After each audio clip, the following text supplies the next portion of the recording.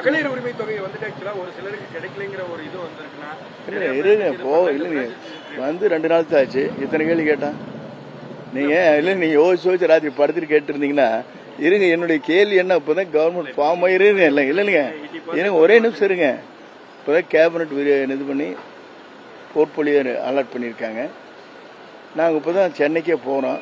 அதுக்குள்ளே இவ்வளோ கொஸ்டின் கேட்டால் இப்படி ஆன்சர் பண்ணுவோம். நீங்களே உங்கள் வீட்டில் வந்து உங்களுடைய பொருளாதாரத்தை பற்றி சொல்ல முடியுமா?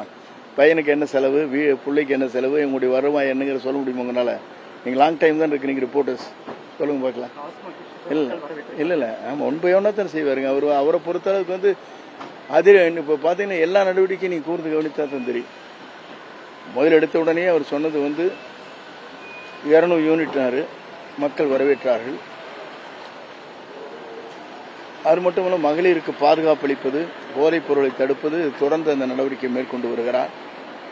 டாஸ்மாக் கடைகள் எங்கெங்கே இருக்கிறது என்பதை அறிந்து பள்ளிக்கூடங்கள், அதே முறை பொதுமக்கள் செல்கிற பேருந்து நிலையங்கள், ஆலயங்களில் இருக்கக்கூடாது என்று முடிவு செய்துதான் 700க்கும் மேற்பட்ட இடங்களில் இருந்து உடனடியாக ஆற்ற வேண்டும் என்று உத்தரவு வழங்கியிருக்கிறார். இதெல்லாம் ஒரு பெரிய சாதனை.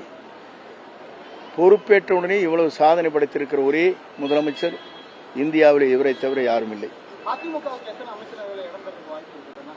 நீங்களும் சொல்லணும், நாங்கள் ஒருத்தர் சொல்லு இது வரைக்கும். பிளே ஸ்டோர் மற்றும் ஆப் ஸ்டோரில் இருந்து பாலிமர் செயலியை QR கோடு மூலம் பதிவிறக்கம் செய்யுங்கள். செய்திகளை உடனுக்குடன் பெறுங்கள்.